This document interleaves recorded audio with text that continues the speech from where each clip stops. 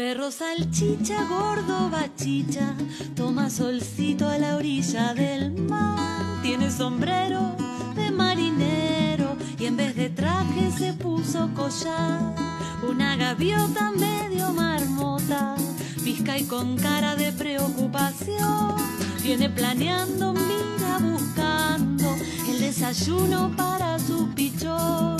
Pronto aterriza porque divisa un bicho gordo como un salchichón.